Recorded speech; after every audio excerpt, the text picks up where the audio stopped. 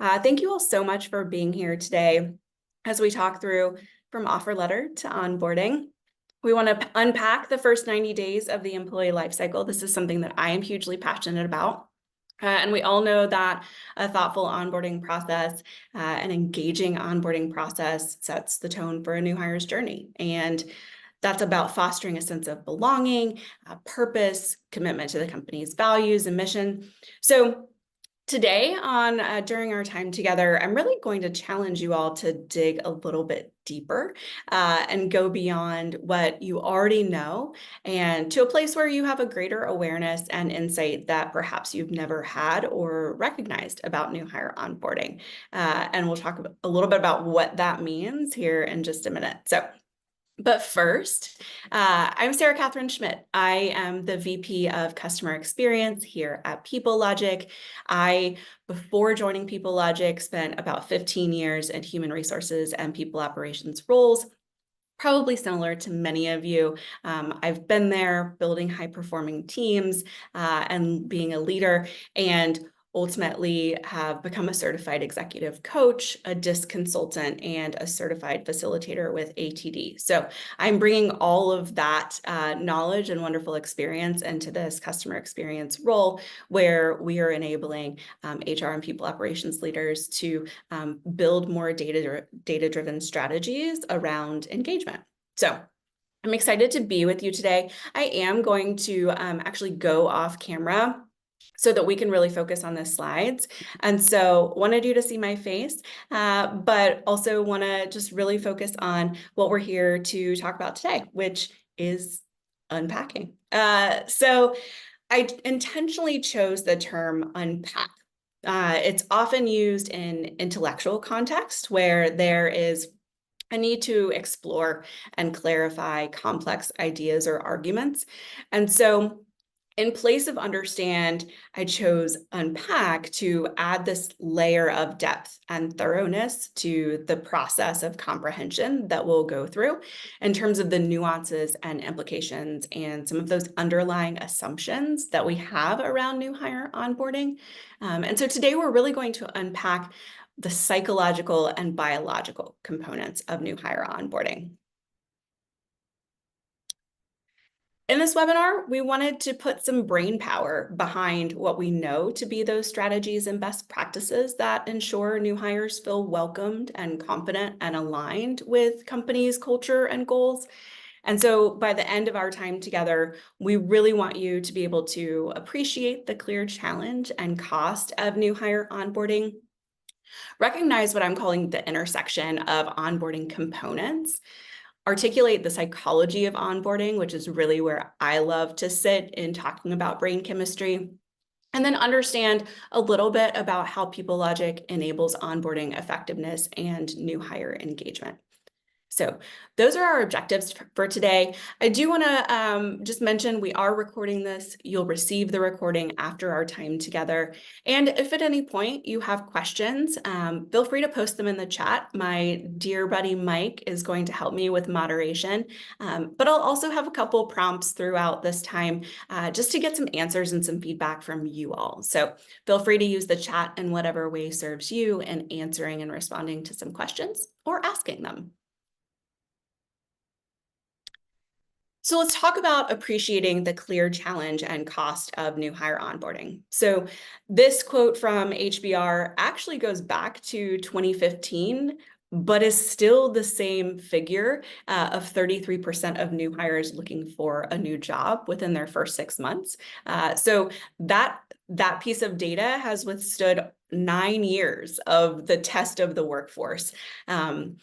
My first prompt to you all, because I love engaging with everyone who comes to my webinars, I want us to get a little bit curious, and I want to understand from you all just a little bit within your own organizational context. When I say getting new hires fully ramped is a critical process, almost 33% of new hires look for a new job within their first 6 months. What is this data telling you about the statistic? Like within your organizational context, does this look very similar? Is this very different than what you're experiencing? What does it look like for you all in terms of that challenge of new hire onboarding? Feel free to post in the chat. And I see we have some new folks.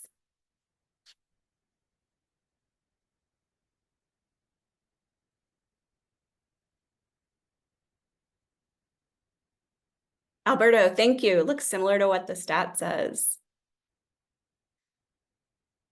Alberto, I'm curious, what's the size of your organization today?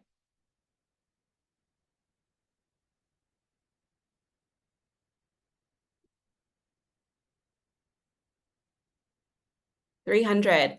Wonderful. Fantastic. So 33%. We'll go into some more data. So let's talk a little bit about the long-term benefits of effective onboarding that we know to be true. So certainly increased retention. Effective onboarding helps new hires feel valued, connected, and committed to the organization. That leads to higher retention rates and reduced turnover costs. Improve performance by providing the support, resources, and clear expectations.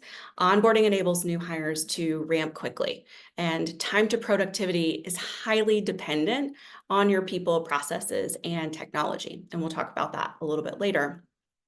But then another long-term benefit of effective onboarding is enhanced engagement, fostering that deeper connection between new hires and the company leads to higher levels of employee engagement and job satisfaction. So a lot of great benefits here, but there is that cost of employee turnover, right? So when you're not necessarily investing fully in onboarding, you can see up to or beyond 20% of employee turnover happening within 45 days. And this is from the Society of Human Resources. A similar metric, if you all may recall from your readings, a similar metric used to state 90 days for that employee turnover. So our time to engage new hires has really been cut in half, according to the Society of Human Resources.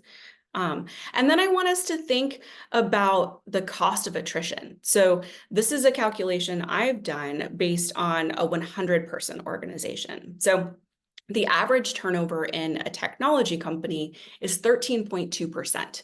And so the cost of each one of those 13 resignation letters ranges from 1/2 to twice the employee's annual salary, depending on the role. So these are two big, impactful figures to think about when we're looking at turnover, when we're looking at new hire onboarding and preventing attrition early on, whether it's 45 days in, 90 days in, 6 months, your retention buck starts with onboarding.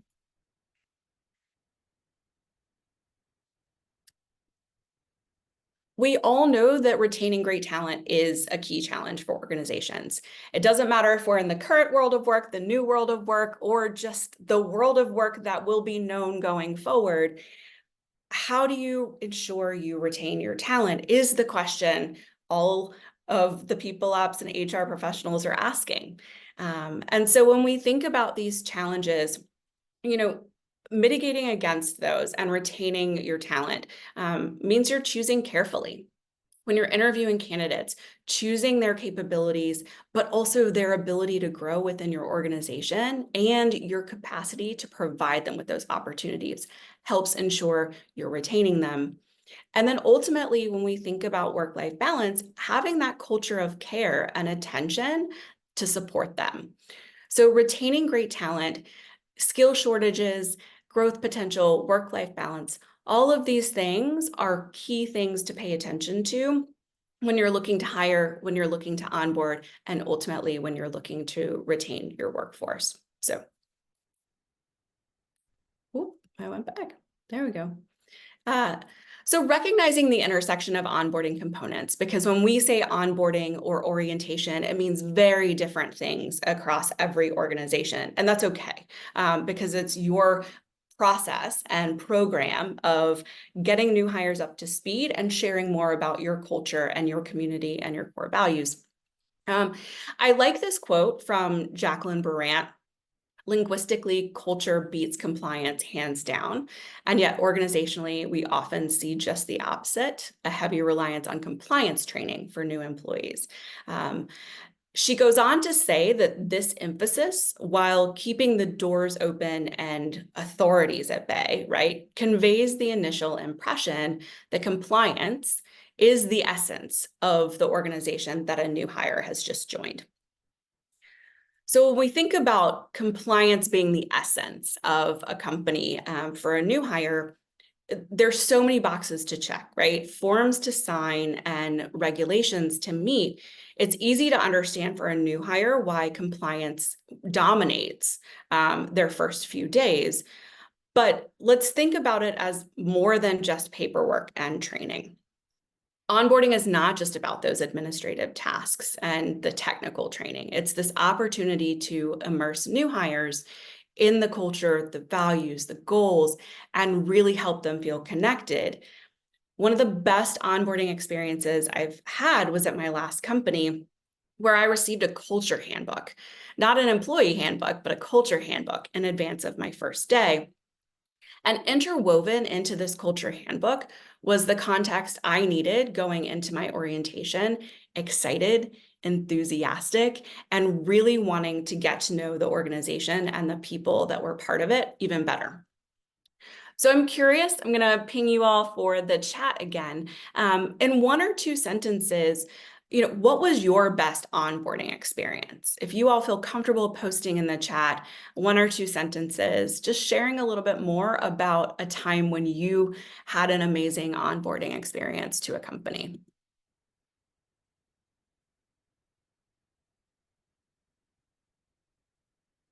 And thanks, Shauna. I just noticed your chat from earlier. One or two sentences, best onboarding experience for you all.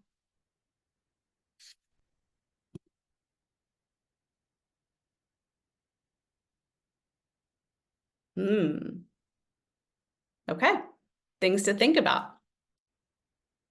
All right, let's keep going. So compliance versus culture. These two components of onboarding can often get unequal stage time, like they're at odds with one another, right? Yes, you need a new hire to complete an I-9 form, no question. Yes, they should read and sign your employee handbook. But how can you blend both compliance onboarding and culture onboarding together in a way that allows each to shine within the context of your organization, and helping new hires better understand the why, what, and how of your existence as a company and how they contribute to its success? And so this is something that requires a uniquely human touch, is this balance and blend of compliance versus culture. Here's a traditional view. This is the way that I viewed onboarding programs when I first started in HR many years ago. Teaching about what matters within the organization and the way things are done. There have been two key aspects of onboarding, right? You've had compliance onboarding, which is teaching about policies and procedures, regulations, compensation, benefits. And then there's this culture onboarding component that helps new hires understand the expected behaviors, the values, the attitudes, the mission, vision, those routines and rituals that make your organization really connected. But there's this intersection of these two that I want you all to think about, because compliance and culture are deeply intertwined.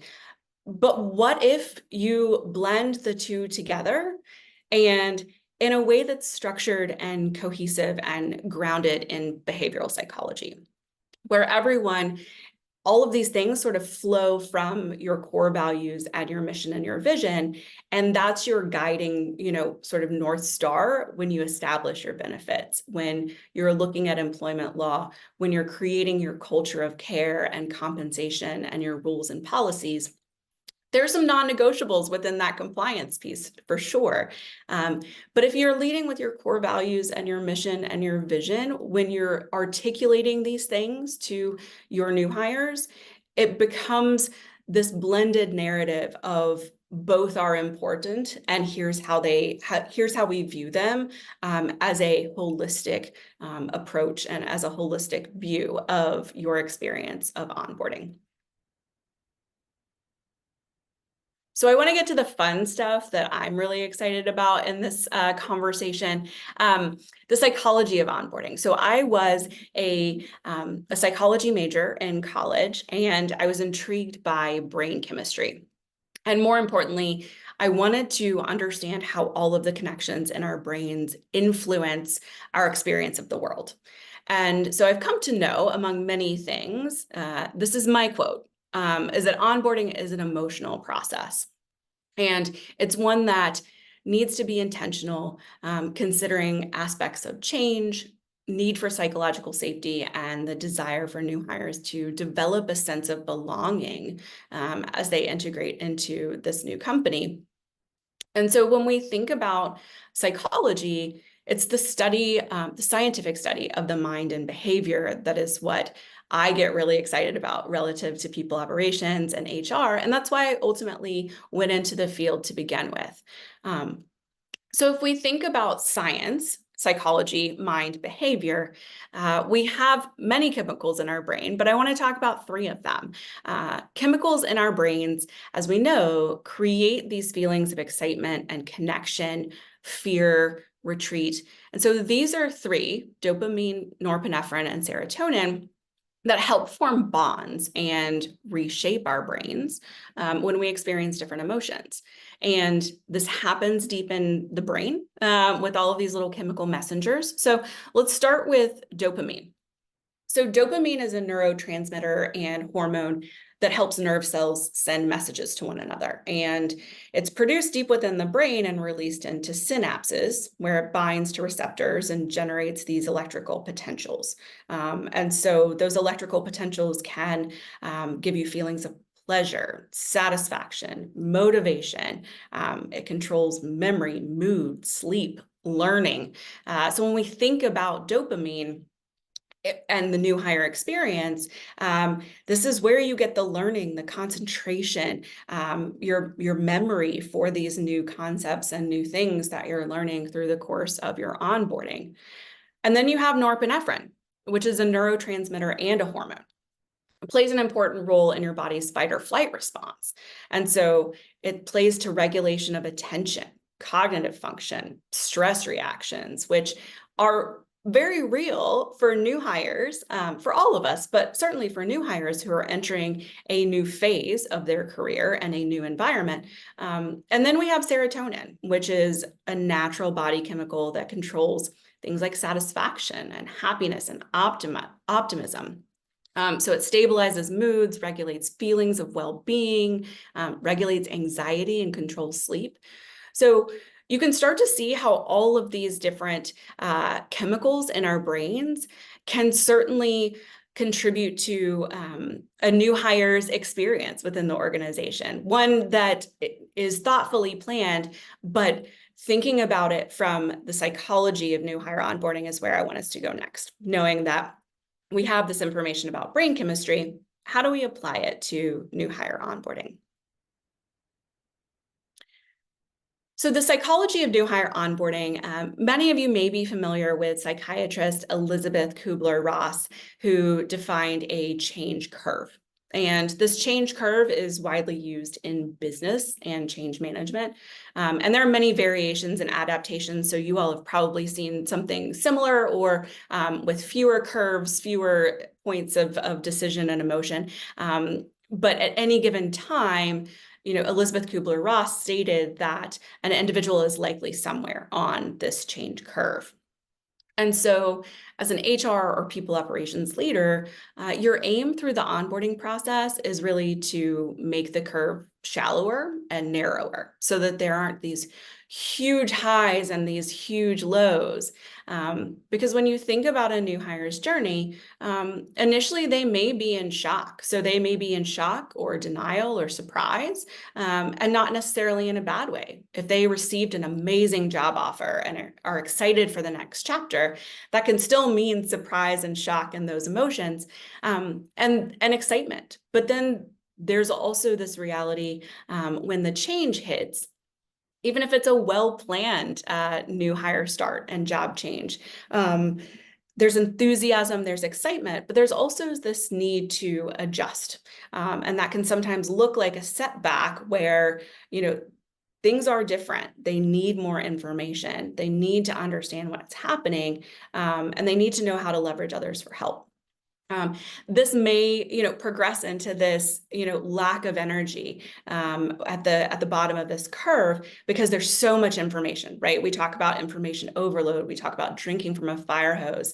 That can be really overwhelming for anyone. And for new hires, it's about smoothing that and making sure that they get to this experimentation, learning, integration as their, integration into the organization moves along and they move along the curve, they can start to test and explore and do that more easily when they're helped and supported. And so as a person managing the onboarding process, you can make sure that people are well trained through training needs assessments, ongoing pulse surveys, and understanding how this new hire journey and this change curve looks for your organization, and making sure that you're smoothing that curve for your new hires while acknowledging that all of these feelings are very real and very valid as they're going through change. But what this change curve also means is that all of these emotions can sometimes lead to what we call imposter syndrome. As we've seen and know, starting a new job can be both exciting and challenging. If you think about finally landing the position you've always wanted, but now you face the reality of this unfamiliar environment and new responsibilities, there's this pressure to prove yourself, right? Are you good at your job? Did they hire you for the right reasons? There's this self-doubt of, does anyone believe that I know what I'm talking about? And what if they find out that I don't, right? What if they find out that I'm not the person that they need for this role? And so when we go back to brain chemistry that we discussed earlier, that's where a new hire's inner negative self-talk likes to have a field day, right? In the early days of a new job, experiencing that learning curve and being expected to grasp concepts and processes and tools they may not have encountered before, like this learning period can evoke feelings where you feel less competent and you're questioning, am I right for this organization? Is this role right for me? Can I excel in this role? And so all of those feelings of being an imposter can show up within that change curve, right? So we're building on the change curve. The imposter may or may not be showing up, but our brain chemistry is certainly firing as we move through this change. And so we get to building new hire confidence. And this is the bulk of where I want us to pull in the things that we know about brain chemistry so far, the things that we know about the change curve and imposter syndrome.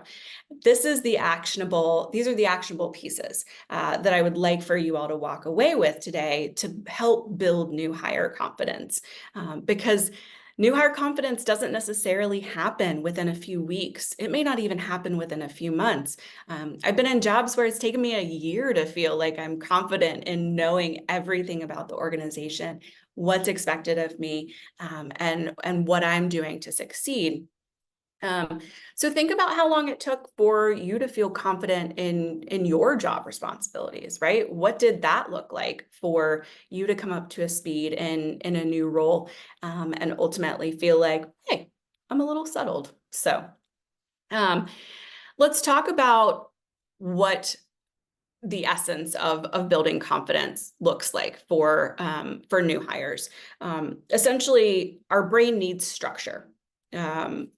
Every brain appreciates structure, but especially for new hires, without a clear mindset and the ability to sort of understand where you are and to locate yourself within a structure, there's the negative self-talk that comes in, making sure that, you're not overwhelmed, you can organize information. When we feel overwhelmed, regardless of the emotion, we need a way to organize information and down-regulate. And so this is where you can help new hires build their confidence by providing that structured onboarding experience that emphasizes these things: clarity, consistency and context, connection, and psychological safety. So let's talk about clarity first.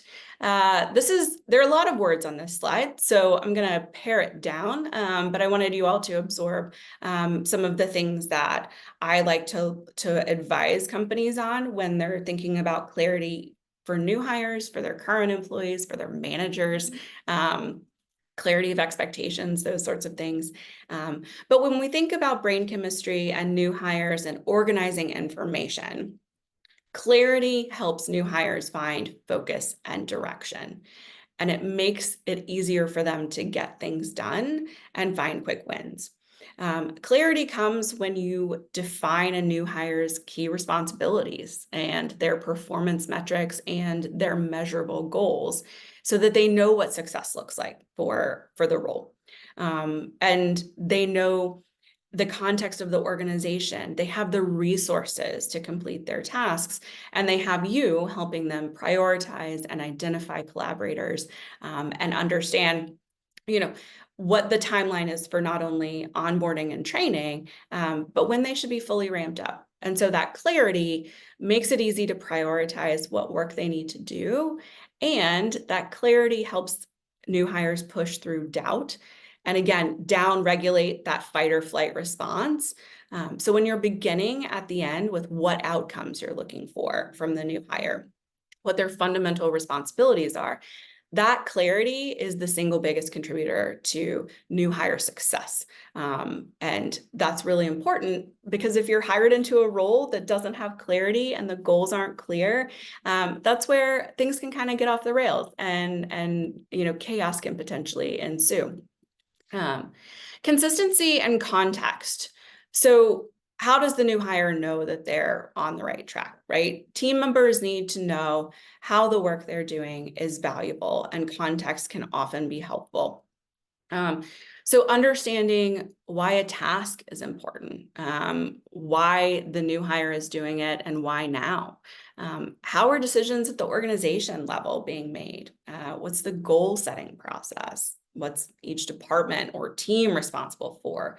And how does the new hire's work intersect with and impact other teams? That's a level of context that's very, very helpful for new hires and helps build trust and belief and safety for them when they understand and know what to expect, and it's consistent.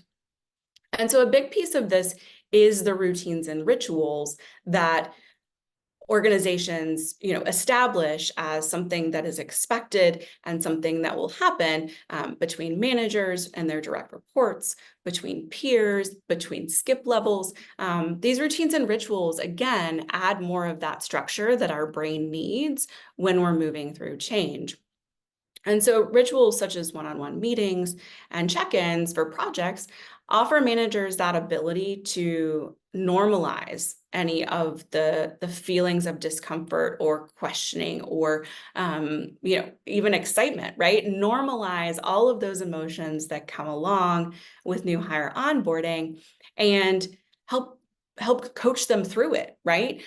Meet the new hire where they are and be able to have a two-way dialogue about what their experience is, offer affirmative and constructive feedback. And so we really like to see through our platform and through our coaching of other leaders, those frequent check-ins to discuss progress and address concerns and provide that feedback. Because when you get that actionable feedback, when you understand, here's where I'm strong already, here's some areas of growth for me, here's some quick wins, this helps new hires reach their full potential much faster when you're having these routines and rituals and you're observing them regularly. Let's talk a little bit about connection.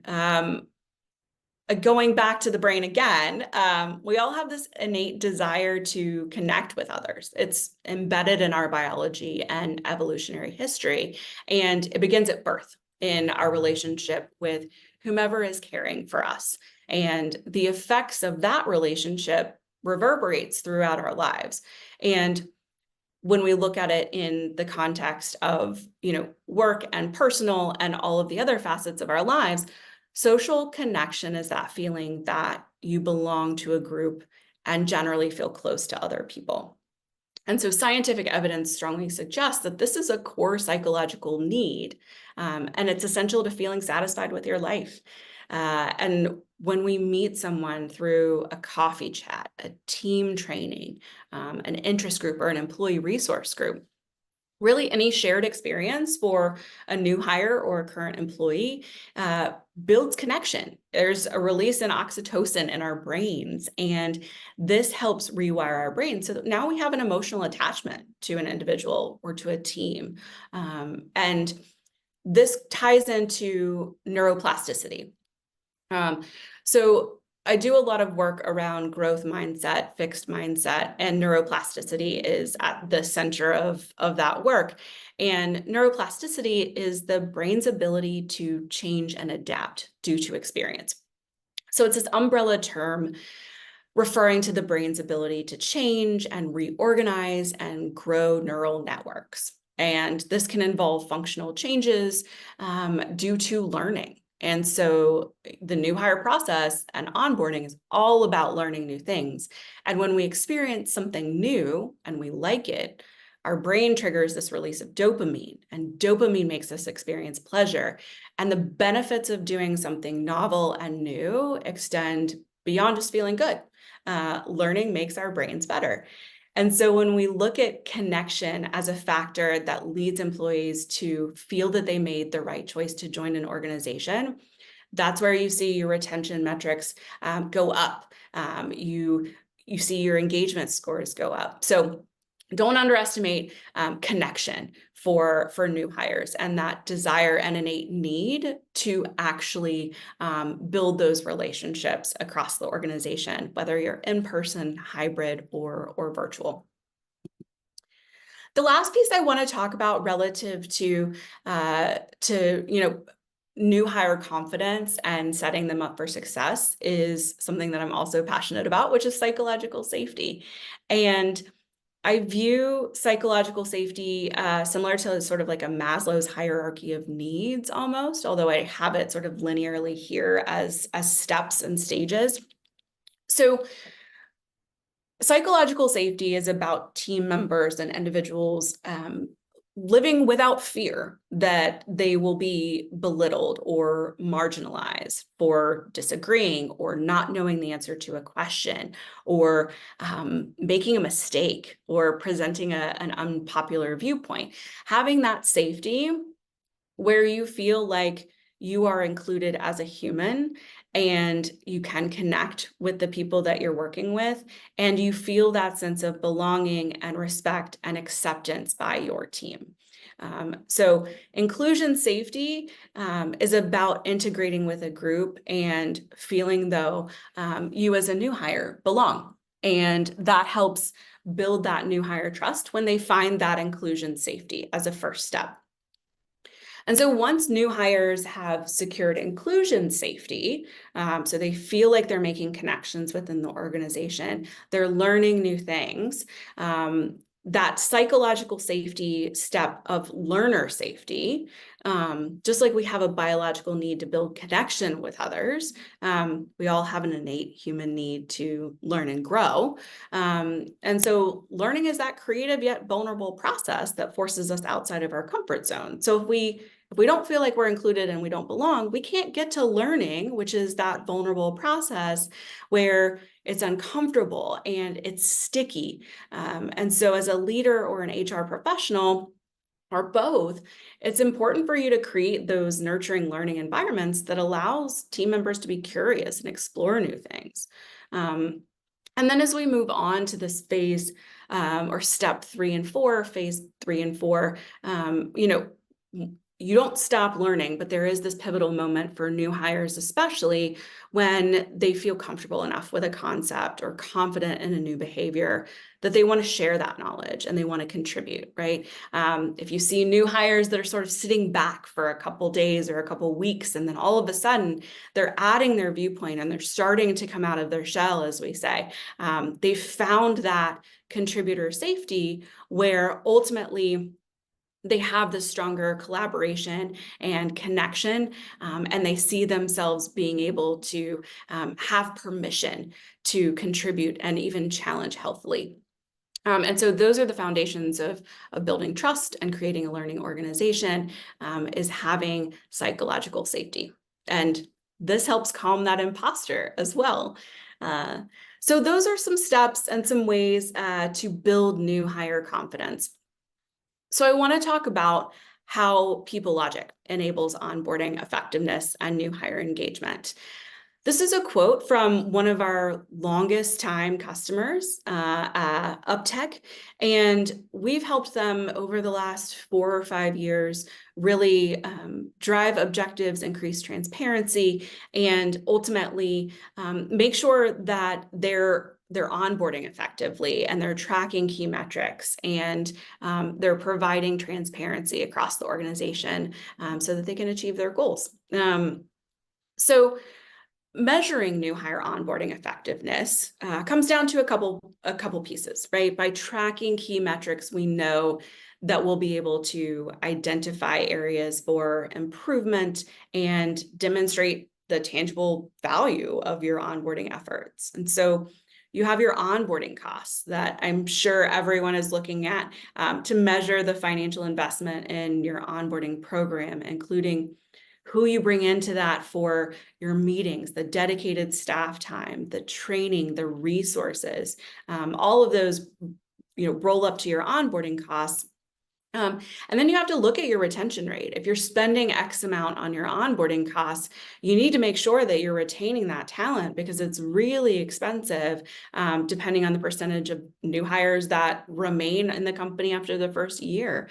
It's a key indicator of onboarding success when those onboarding costs are paying off and you're getting those high retention rates. And you can see some of this effectiveness through engagement scores and assessing new hire sense of belonging and alignment with company values and enthusiasm using regular surveys.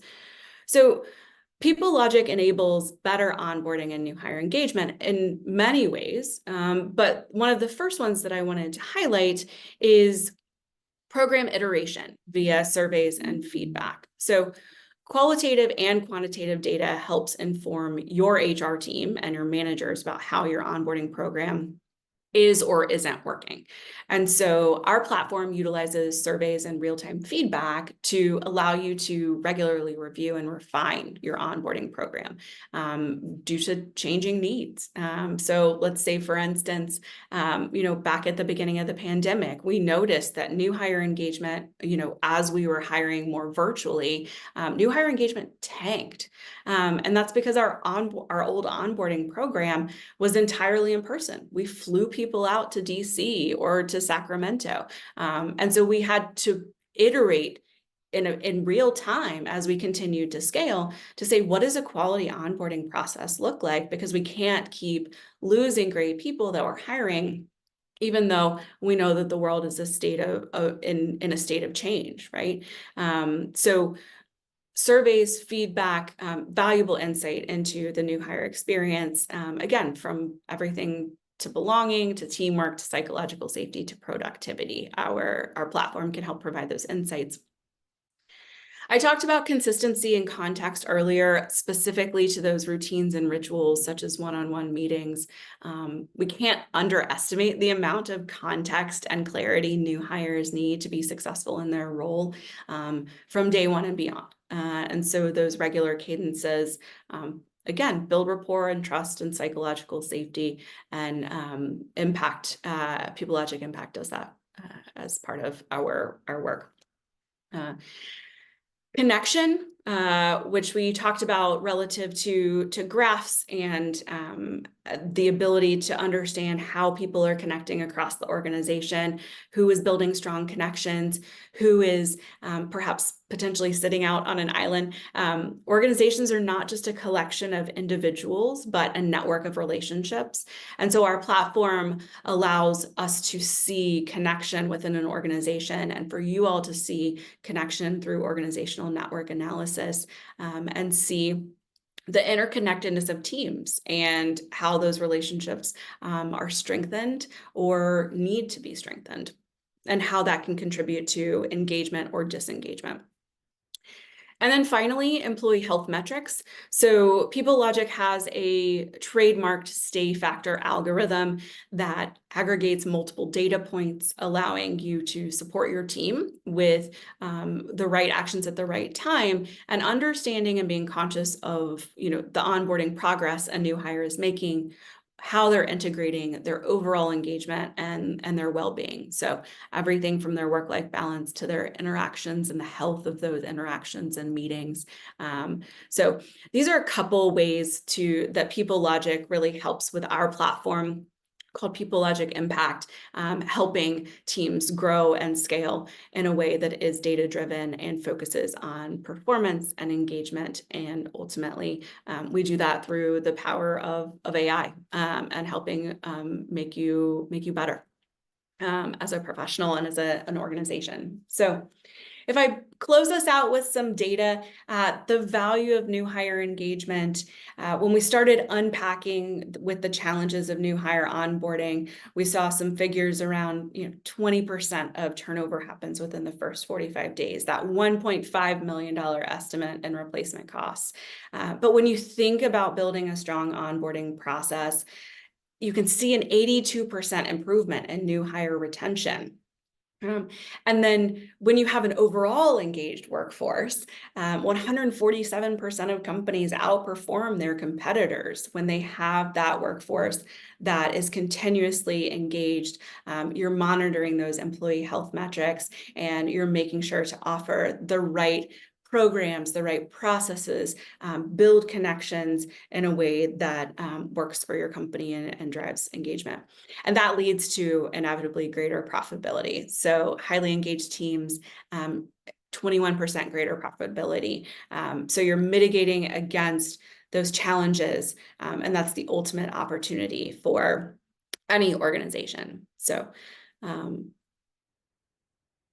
I'll leave you with a quote. Our director, or the director of internal learning practice at L'Oreal, I follow a lot of L&D folks. Their objective is to take their onboarding practices to the next level in full alignment with their company values. And I view that as the mission of all organizations, is to make sure that from the moment an employee arrives, they know how to be successful. They understand what is expected of them and their role, and they build connection and find inclusion and a sense of belonging as they ramp up. So I want to say thank you so much for unpacking new hire onboarding with us. Hopefully we've triggered some positive brain chemistry that helps inform your processes for welcoming new hires and building an engaged team. My contact information is here, my email address, my LinkedIn. Feel free to reach out. Would love to engage with any or all of you for questions. So thank you so much. I'll give you some more time back in your day, but appreciate you joining us. And we'll hopefully talk to you soon. Take care.